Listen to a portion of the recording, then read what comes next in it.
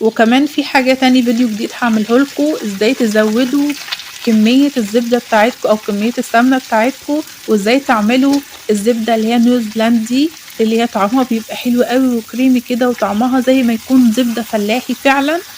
يعني في كام فيديو كده في دماغي وفي كام افكار هعملها معاكم.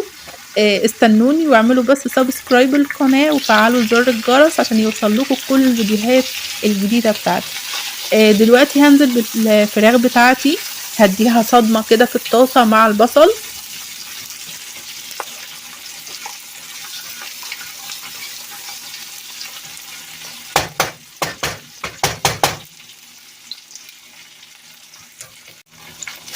كده الفراخ بتاعتي اتشوحت كويس. هنزل بقى بالتوابل بتاعتي، عبارة عن مرقة دجاج، ورق لورا، زعتر، ملح، بهارات فراخ، وحبهان.